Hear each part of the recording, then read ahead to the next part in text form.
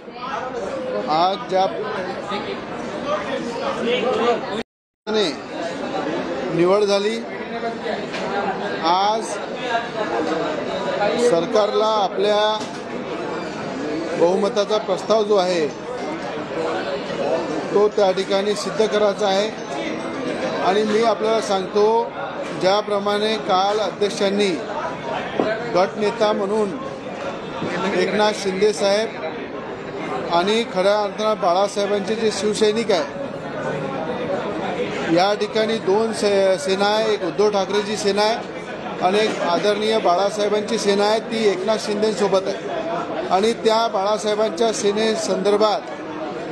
मोठ्या प्रमाणात बहुमताने या ठिकाणी हा अविश्वास प्रस्ताव पारित होईल आणि या ठिकाणी सरकारला बहुमताने समर्थन मिळेल आणि एकनाथ शिंदेजी आणि देवेंद्र फडणवीसजी या सरकारमध्ये सगळ्यात जास्त बहुमताने या प्रस्तावाला मान्यता मिळेल, अशा प्रकारची परिस्थिती आज सभागृहामध्ये आहे। आणि या ठिकाणी आज मी पाहिलं आहे की हनुमान चालिसाचा परिणाम हा संपूर्ण महाराष्ट्रामध्ये आपण या ठिकाणी MLCच्या इलेक्शनमध्ये, राज्यसभेच्या इलेक्शनमध्ये, अध्यक्षाच्या निवडणुकीमध्ये आणि आज जो विश्वास ज्याप्रमाणे सरकारला आपला या प्रस्तावाला खऱ्या अर्थानं बहुमत सिद्ध करायचा, याला सुद्धा मोठ्या प्रमाणात प्रतिसाद मिळणार आहे। आणि सरकार मजबूतीने या ठिकाणी 20 ते 25 वर्ष पूर्ण ताकदीनं चालेल, कारण देवेंद्र फडणवीसजींचा जो अनुभव आहे हा एकनाथ शिंदेजींच्या मोठ्या कामात येणार आहे। आणि या सरकारला ज्याप्रमाणे 2.5 वर्षही थांबलं होतं, हे मोठ्या प्रमाणात धावणार आहे आणि ताकदीनं विकासाचे पाऊल या महाराष्ट्रातल्या कानाकोपऱ्यामध्ये पडेल, हा विश्वास प्रत्येक आमदाराला आहे। आणि याच विषयावर आज खऱ्या अर्थानं एकनाथ शिंदेजी आणि देवेंद्र फडणवीसजींना बहुमताने या प्रस्तावाला मान्यता मिळेल। आणि दूसरा विषय,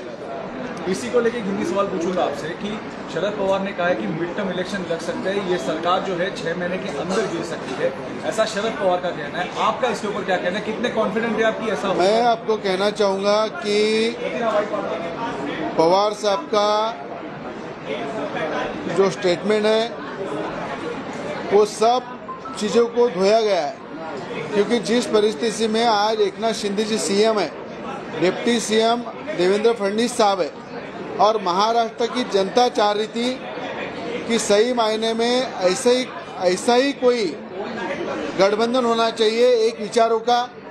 और बाला साहब के विचारों को भूल चुके हुए लोग एकनाथ शिंदे जी के विचारों के साथ बाला साहब के पूरे विचार दिखते हैं और उन्हीं विचारों को लेके ये सरकार बनी हुई है। हिंदुत्व के विचारों की सरकार है और सही मायने में शिवसेना और भाजपा का जो गठबंधन है ये सही मायने में आज हुआ है और वही सरकार आज महाराष्ट्र में बैठी हुई है। ये सबसे बड़ा आपके सभी के लिए अपने लिए बड़ा एक उदाहरण है। और मैं आपको कहता हूँ, पवार साहब क्या बोलते हैं उसके बजाय ये महाराष्ट्र की जनता को विश्वास है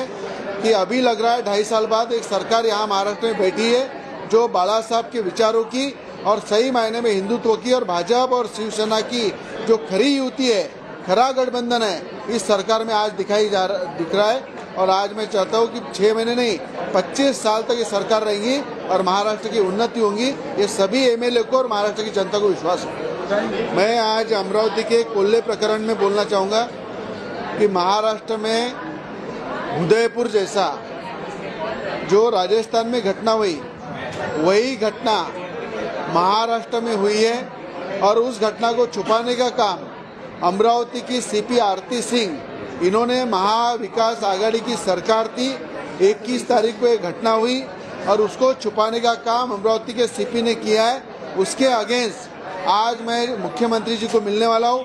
डिप्टी CM देवेंद्र फडणवीस जी को मिलने वाला हूँ, उसकी तकरार देने वाला हूँ कि यहाँ पे अमरावती की CP ने जिस तरह से इस घटना को रॉबरी बताने का कोशिश की और रॉबरी बताने के साथ साथ उस परिवार पे भी प्रेशर लाया। अगर पुलिस विभाग और अमरावती की CP अगर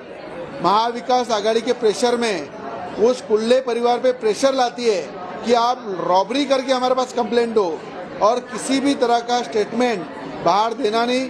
किसी प्रकार का उल्लेख, ये जो नुपुर शर्मा मैटर में जो कुल्ले ने एक हिंदुत्व की पोस्ट वायरल किया था, उस पोस्ट के अगेंस्ट उनकी हत्या हुई है, उस हत्या को छुपाने का काम अमरावती के सीपी ने किया है। उनके परिवार को दहशत में रखा हुआ है, इसलिए उसके अगेंस्ट मैं कंप्लेंट करने वाला हूँ कि अमरावती सीपी का निलंबन होना चाहिए। पुलिस अमरावती की जो है, जो कोल्हे परिवार के साथ सही मायने में एक दहशत जैसी वागणूक वहाँ पे कर रही थी और महाविकास आघाड़ी के प्रेशर पे इस प्रकरण को रॉबरी की तरफ डाइवर्ट कर रही थी, पर रॉबरी नहीं है। हिंदुत्व को मानने वाले, हिंदुत्व के विचारों पे चलने वाले कोल्हे परिवार, इनके जो हत्या हुई है नुपुर शर्मा मैटर में, जो हिंदुत्व के फेवर में पोस्ट करते थे, वो पोस्ट करने से वहाँ पे उनकी हत्या हुई है। और मैं चाहूँगा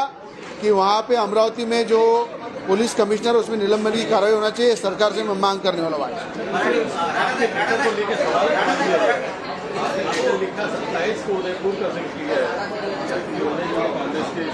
21 तारीख को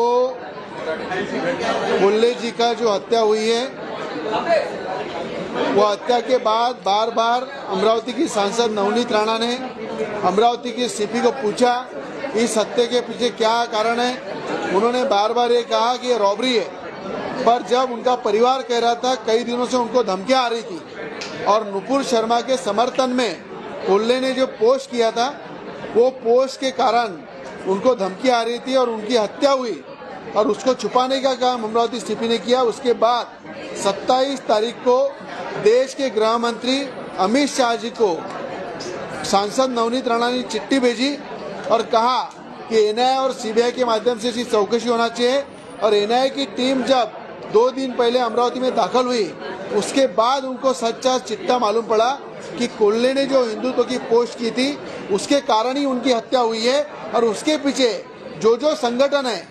जो इसके पीछे रणनीति करने वाले हैं, उनके सबके चेहरे सामने आने वाले हैं। और पुलिस आयुक्त ने इस बात को छुपाया, उस परिवार को प्रेशर लाया और उसको रॉबरी में कन्वर्ट करने का काम किया। उस पुलिस आयुक्तों पे भी जिस तरह से उदयपुर के अंदर अधिकारियों पे निलंबन हुआ, कार्रवाई हुई, उसी तरह उसी प्लान के आधार पे मुख्यमंत्री और डिप्टी सीएम जी से मैं मांग करने वाला हूँ कि वहाँ के सीपी को निलंबन करना चाहिए।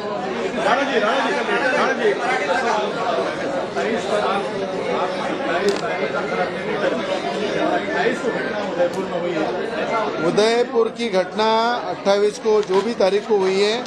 वो घटना पूरा देश देख रहा था, पर ये घटना अमरावती की 21 तारीख को हुई है। और 27 तारीख को जब सीपी इस घटना को छुपा रही थी, इस कारण केंद्रीय एजेंसी से हमने मांग की कि इसमें एनआईए और सीबीआई के माध्यम से चौकसी होना चाहिए। पर घटना अमरावती की है, 21 से लेकर 27 तक और 12-13 दिन सीपी ने मैटर को क्यों छुपाया, क्यों उसको दबाने की कोशिश की, कि महाविकास आघाडी का दबाव था। मी आपल्याला सांगतो, कोल्हे प्रकरणामध्ये महाविकास आघाडीच्या दबावामध्ये अमरावतीच्या सीपीने हे मॅटर रॉबरीकडे डायव्हर्ट केलं होतं, पण रॉबरी नव्हती तर नुपुर शर्मा मॅटरमध्ये जे हिंदुत्वाची पोस्ट फेवरमध्ये केली होती कोल्हेंनी, तेव्हा त्या आधारावर त्यांची हत्या झाली। आणि त्यांच्या परिवाराने आणि कोल्हेंनी पोलीस आयुक्तांना वारंवार सांगितलं की मला धमक्या येत आहे, माझ्या जीवाला धोका आहे, तरी पोलीस आयुक्तांनी त्यावर लक्ष दिलं नाही आणि हे प्रकरण दाबण्याचा प्रयत्न केला। जेव्हा खासदार नवनीत राणा यांनी देशाचे गृहमंत्री अमित शहाजींना विनंती केली की एनआयए आणि सीबीआयच्या माध्यमाने चौकशी झाली पाहिजे आणि एनआयएची टीम पोहोचल्यानंतर त्या ठिकाणी त्यांनी केलेला व्हॉट्सअप, हिंदुत्वाच्या विचाराचे कोल्हेजी यांची जी हत्या झाली, याच्या मागे कुठल्या संघटना आहे, कुठल्या राजकीय शक्ती आहे, आणि पोलीस आयुक्त यांनी हे प्रकरण जे 10 ते 12 दिवस दाबलं, यावर उदयपूर सारखं त्यावर निलंबनाची कारवाई पोलीस आयुक्तावर झाली पाहिजे। हे एकनाथजी शिंदेजी सीएम आणि डेप्टी सीएम देवेंद्रजी फडणवीस यांच्याकडे मी मागणी करणार आहे आणि ही कारवाई तुरंत झाली पाहिजे, अशा प्रकारचा मी आग्रह करतो। सेनेचे काय आमदार जे आहेत 16 तेहतीस सरतून मागले आज परत एकनाथ शिंदे गटाला मिळाले, आकडा वाढण्याची शक्यता वाटते। मला असं वाटते पार्लमेंटमध्ये विनायक राऊत हे शिवसेनेचे त्या ठिकाणी ते प्रमुख आहे, त्या ठिकाणी गटनेता आहे आणि अनेक खासदार या सगळ्यांची इच्छा आहे की आम्हाला बाळासाहेबांच्या सेनेसोबत जायचं आणि बाळासाहेबांच्या सेनेसोबत म्हणजे एकनाथजी शिंदेजी सोबत। आणि मला असं वाटते मोठा राजकीय भूकंप या 18 खासदारापैकी 15 खासदार हे खऱ्या अर्थानं बाळासाहेबांच्या विचारासोबत एकनाथ शिंदेसोबत जायला तयार आहे. जसा महाराष्ट्रामध्ये राजकीय भूकंप झाला तसाच या ठिकाणी बाळासाहेबांच्या विचाराचा देशाच्या पार्लमेंटमध्ये 18 तारखेच्या आधी मला असं वाटते पार्लमेंटचा सुद्धा शिवसेनेचा गटनेता बदलेल आणि 15पेक्षा जास्त खासदार हे शिवसेनेचे आपले खरे एकनाथजी शिंदे बाळासाहेबांच्या विचाराचे मुख्यमंत्री आहे यांच्यासोबत तुम्हाला दिसेल.